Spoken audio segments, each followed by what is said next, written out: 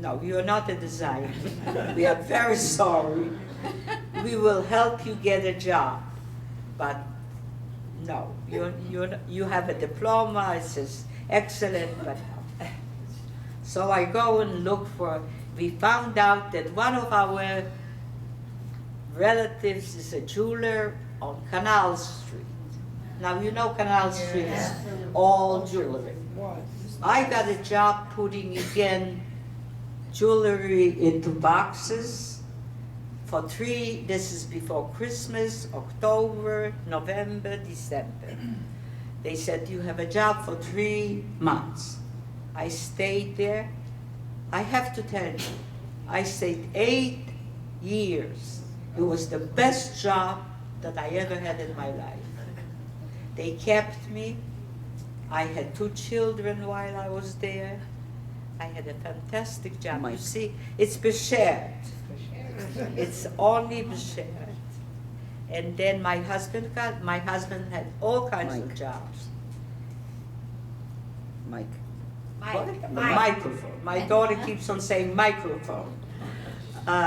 Yes, I found it's beschert that I find this great job. I lived in Manhattan. We moved to Riverdale. I had a great job. I asked my bosses, I bought myself a black dress. Does anybody remember Mr. John, a designer, dresses? I had all this money. I bought a black dress, and I asked the bosses, can I wear some of your jewelry? And I'll put it back in the evening. The customers are people that have stores. If they see these bangle bracelet, they might buy some. And that's what it was. If they see a necklace, they don't buy one because they are owners of stores. They'll buy a half a dozen.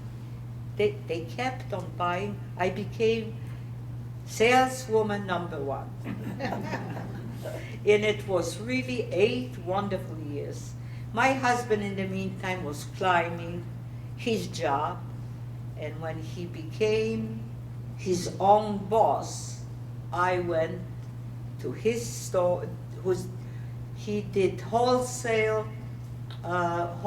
drugs, not prescription, but over the counter. So I became his bookkeeper, and we slowly climbed, the business. When he became a builder, I helped out, and we did very well. Really pretty good. Mike. Yes. Mike. She does, I don't talk through a microphone often. Microphone. Okay. So I helped out my husband, and I became a bookkeeper. And a funny thing, before he became a businessman and a builder, he was a peddler, on the Lower East Side. And a funny thing happened then. He was selling all kinds of things as a peddler. At one point, he was selling mattresses to people that needed mattresses, but were buying it at $2 a week. We had only one telephone, and I was answering that phone. The phone was our home phone. There was one lady that could not pay the $2 a week. So she called up, and she said, I have to tell you something about you salesman. My husband was quite handsome. You salesman is very, I'm not going to use the word she did, is very fresh man. He comes in and he wants to sleep on that mattress. I said, my salesman in this factory does not sleep with anybody. She doesn't know I'm the wife. So, really? I said, no, that's not our salesman. She said, I'm telling you, He's so fresh. He wants to sleep with all the women. I said, not our salesman. So she's getting mad. She says, I know, you are the prostitute he sleeps with. I said, you must be mistaken. On reality, I do sleep with him. I didn't say so, but I said, you mean he really does? Did you call me prostitute? She says, I sure did. I said, good, because my boss is on the other line. I don't know why I said it. I don't know why I said it, but I said, my boss is on the other line. You called me a name. I can now sue you. I'm not even American. I knew that word. Well, let me tell you something, ladies. There is a gentleman. No? Maybe not. But I said, he heard you. And guess what? I am going to sue you. I just said it. It came. She said, oh, no. I'm going to give you the $2. Well, anyway, you are very, very, very happy people to be born in the United States. That's true. Bless America. You're so wonderful. Born in the United States. How'd you meet Daddy? How did you meet your husband? How did I meet my husband?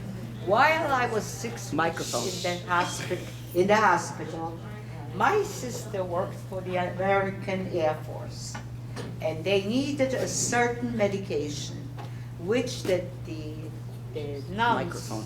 could not have.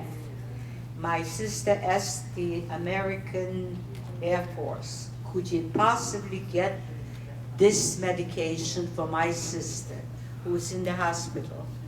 And she did not know him, but he had a very kind face. And she said to him, my sister is a long time in the hospital. Could you get it for her? He did. The Air Force got it for him.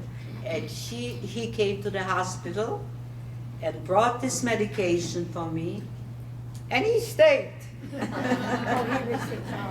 He stayed forever. Thank God. Wonderful. Isn't she wonderful? And she has a marvelous sense of humor as she tells the story. I would like to say something, really. It's truly our privilege to have heard you share your story. I know a lot of people who've gone through a lot, but haven't got the courage to go and share Yes, this because with us. I do. Because believe me, it is truly our privilege to listen Well, to we you. do And open up. Thank you so very Are much. you sharing My- it with the my- young people? My mother hasn't Oh, told you one yes. very funny story. Young, I have to tell another underline. one? Yes, wait a Not, second. not young, very young. Only High school. senior high school and students university. Okay, there you have- One Because second. young people don't pay attention. but I meant that age. There's, Right after. One Eva second. says her mother has another there's one story she should tell. The that voodoo she doctor. wants you to Which hear. one? The voodoo doctor. Oh, yes. I have to tell you one story. which is The very- microphone. Microphone. A true story. Microphone. I have a picture. Microphone.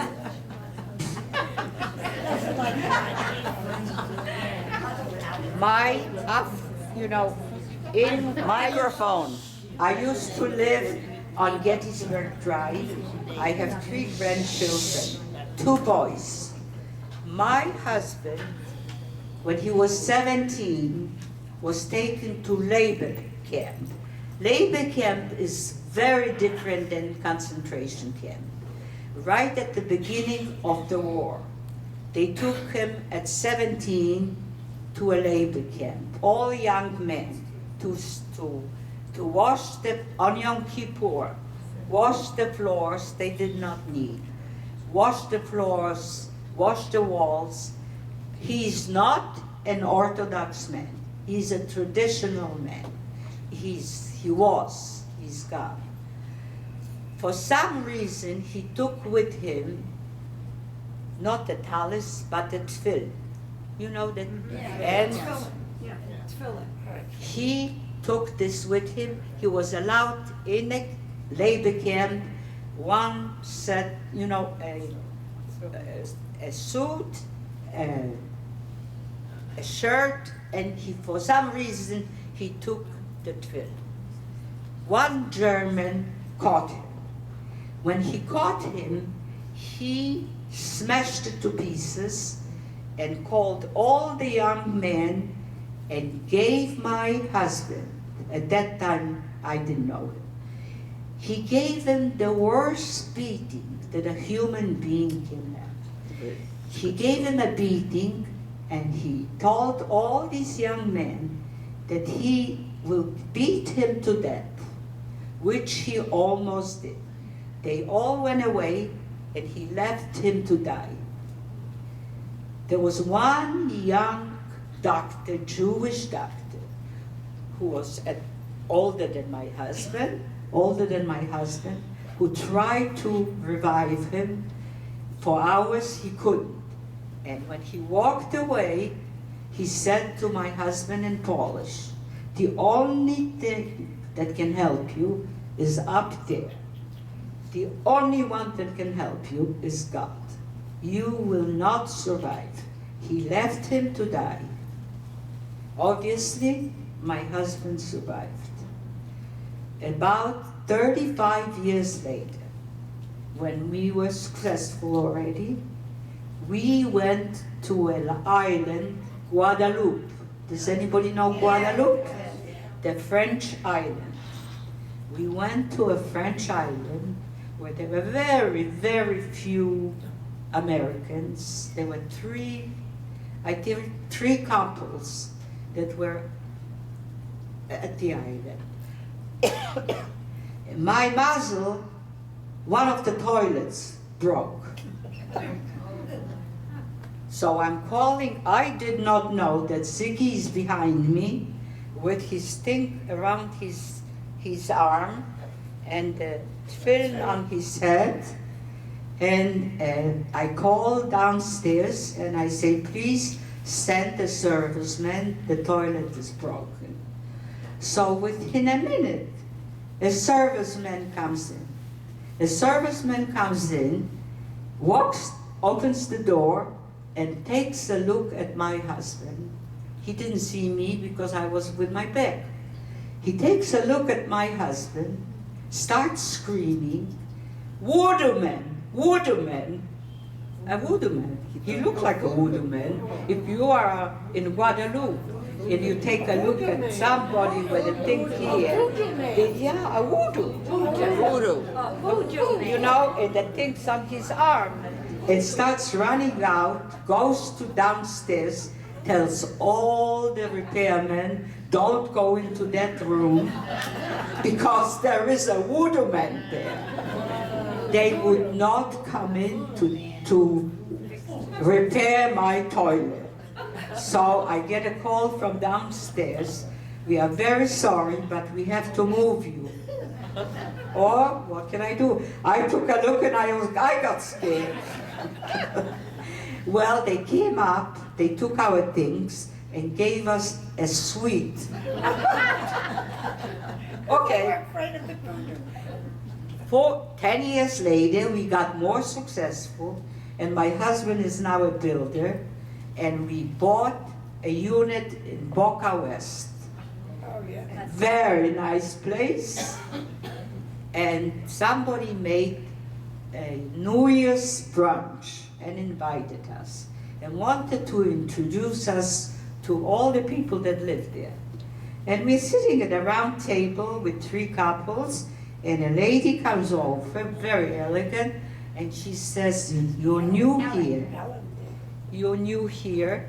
We would like to introduce you to my husband, who is in the other room. He doesn't walk around. His name, I am Mrs. Leitner, and my husband is a physician." Okay. So we're sitting and eating. It takes about 5 minutes, and very quietly my husband gets up, Nobody pays attention. Goes to the other room. It takes 5-10 minutes.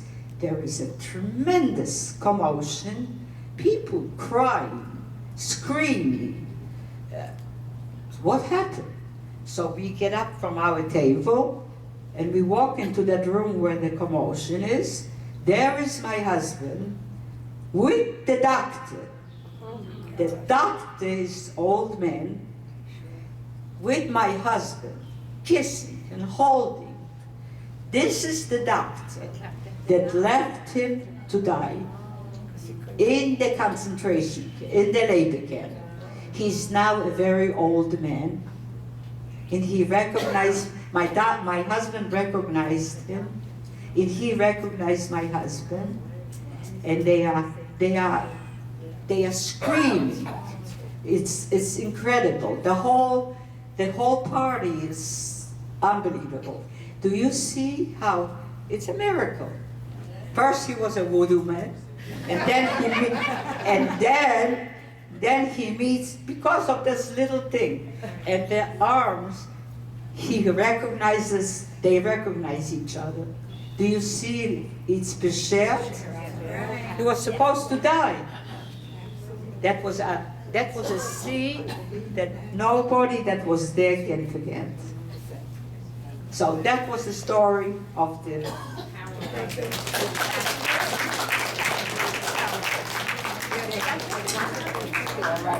There you are. She exceptional. Got rid of the microphone. She got rid of the mic. Okay, thank you very much. 71 Clubhouse. 71 Clubhouse. You see, you're supposed to live, you live. That's right. Okay, thank you. Yes, I want to also pay my dues. Yes, So I'll- Helen. Can I say? Take the mic away. Yeah, I'll get the Don't forget Annie says, I was 12, and I was glad to go home and do the work of my mother, who did not.